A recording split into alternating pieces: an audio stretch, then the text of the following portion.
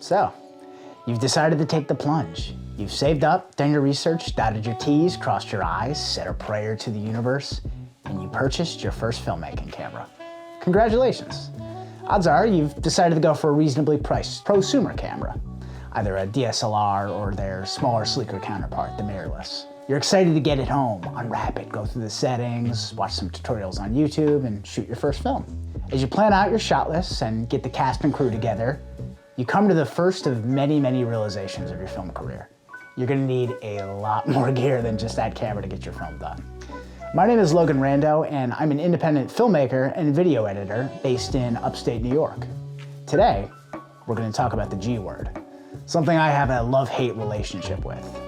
We're gonna talk about gear. With so many ways to build up your kit and ultimately enhance your final product, it's really important to tread carefully where there are expensive purchases involved. So I'd like to share with you my top 5 game-changing gear purchases for beginner low-budget filmmakers. Before we dive into the list, I want to reiterate a point I made in my top 10 lessons for beginner filmmakers video. Whenever possible, invest in people over gear. Adding crew to your team that bring the skill and the knowledge of how to use that gear can be way more valuable than accumulating gear as a lone wolf filmmaker. But let's say you're like me and you're a gearhead who's passionate about learning all the different departments of film.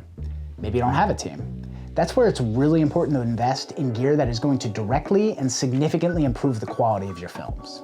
I like to split gear into 2 separate categories: quality of life and production value. Quality of life gear are items that don't necessarily make your films look or sound better, but make the process of creating them easier and smoother.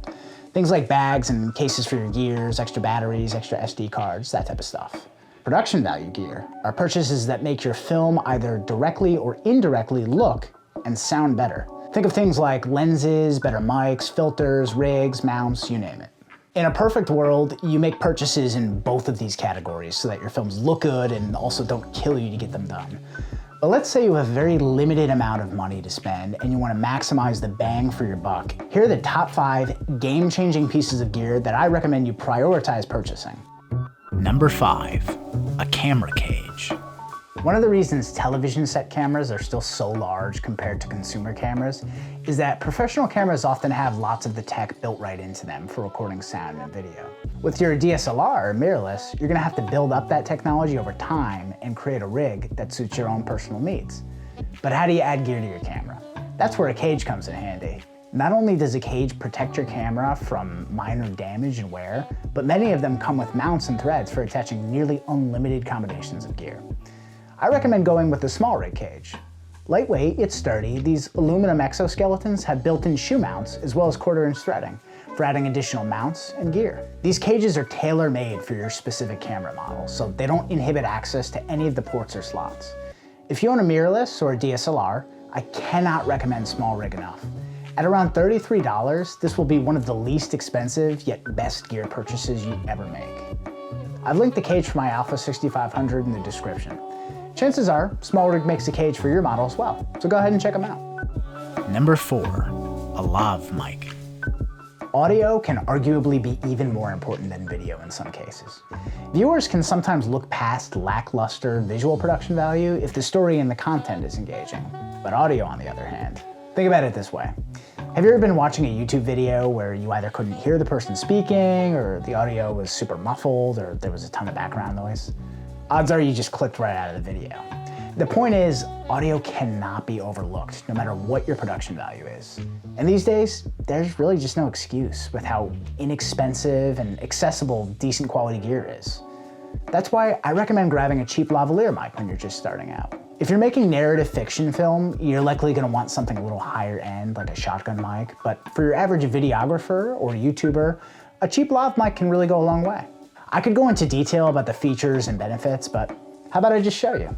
Okay, so the audio you're hearing right now is from a lav mic. This is a mid-range wireless mic from Kamika. I'll link it down below in the description. And now we're gonna cut off the lav mic, and you're gonna hear the in-camera audio with no external mic. Okay, here it is. This is the in-camera audio from the Sony Alpha 6500. The camera's about 2 feet away from me. And now we're gonna go back to the lav mic, the Kamika. Here it is again. This is a test. This is the lavalier mic. And now back to the Sony again. There you have it. You can hear the difference. So why not just spend a little bit of money and invest in a cheap lav mic? You don't have to break the bank. I recommend the PowerDevise lav mic off Amazon. It's only $30 and it can plug right into your smartphone. I recommend recording externally using the Voice Memo app and then syncing up the audio later in post. Number 3, a fluid head tripod. One of the most important tools you have at your disposal to help tell your story is camera movement. A lot of beginner filmmakers have the tendency of setting the camera down and forgetting about it and just shooting a ton of static shots.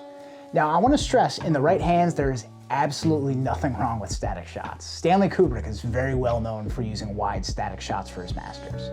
However, odds are you haven't quite reached Kubrick status yet, so why not inject a little life into your shots? As a super low budget option, I like the Viltrox VX18M. At only $135, this tripod is super rugged, versatile, and has very clean movement in the X, Y, and Z axes. If you have the budget and you're willing to spend $500 to $1,000, go with a Manfrotto. I had the pleasure of using these when I was in Europe, and man, is it an upgrade from a low-end tripod. If you're on a tight budget and you just want to get started with some basic movement, I definitely recommend the Viltrox. This thing is my workhorse. I've hiked it up mountains, I brought it everywhere.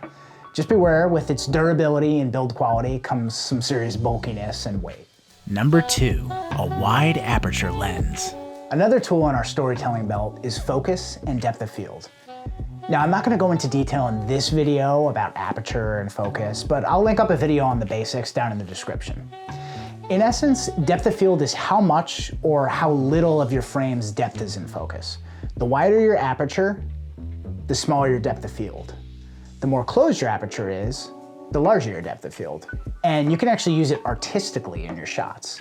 Take a look at these two different shots. One with shallow depth of field and one with a lot of depth. See the difference? It's also a great way to hide dull backdrops when you don't have an amazing location at your disposal. One of the most famous wide aperture lenses is the Canon 50mm f1.8, the Nifty 50. At only $125, it's no surprise that many beginner filmmakers turn to this lens as their first prime lens. If you're a Sony shooter like me, I absolutely love the Neewer 35mm f1.2. At only $93 on Amazon, my expectations were low, but this has quickly become one of my favorite lenses in my kit. I'm actually shooting this video right now on this lens. If you like the look of it, check out the link below in the description. Just be prepared to pull focus manually, as it's not compatible with your camera's autofocus features. Number 1, a focus assist monitor. It can be really difficult to work with the built-in LCD screen on your camera. One of the sacrifices we've made in making cameras smaller and smaller is the reduction in size of the screens. If you're a Sony Alpha shooter like me, you're likely working with an LCD that doesn't flip out. So if you're recording yourself, you won't be able to see anything. What's worse is if you're pulling focus with a super shallow depth of field and you're trying to nail something really minute, you're just gonna have a really hard time telling on that screen. I cannot tell you how many times in my first year as a filmmaker I've shot something, thought I nailed the focus, went home, brought it up on the iMac, only to find that the actor's eyes were out of focus and I set it on his ear or something like that. It's just one of the worst feelings on the planet. That's where a focus monitor comes in handy. Not only does an external monitor let you see your frame much larger than the LCD, but many of them have built-in focus peaking. Focus peaking is a visual aid that highlights whatever is in focus in a color of your choosing. It could be red, it could be white. Even if your camera doesn't have built-in focus peaking, you may be able to use it plugged into a monitor, so it could give you access to that. And in my opinion, it's a must-have when you're shooting.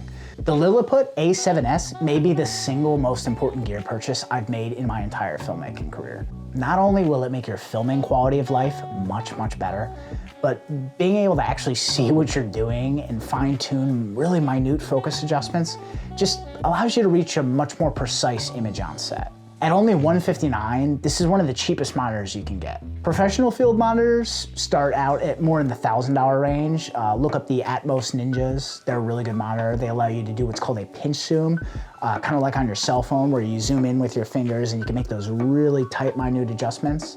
But in my opinion, it's not absolutely necessary to have. And if you're a beginner, odds are you're gonna be on a budget. Once you use one of these, you will absolutely not wanna go back. So if you'd like to check out the Lilliput, check out the link in the description.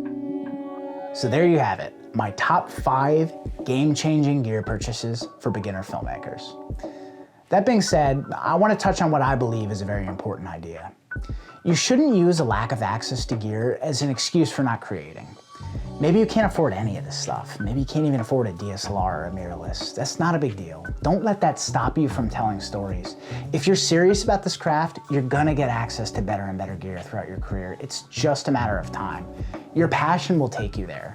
The important thing is that you execute on your ideas to the best of your ability. The best camera to shoot with is the one you have on you. For some people, that'll be a Arri Alexa. For other people, it'll be a Sony Alpha 6500. Maybe for you, it's just your smartphone. That doesn't matter. Get out there and shoot stuff so you can make mistakes and learn from them. That way, when you finally do get your hands on that Arri Alexa, you're gonna have the knowledge and experience to capture the best image it can achieve. Thanks for joining me today, and until next time, conceptualize, create, conquer.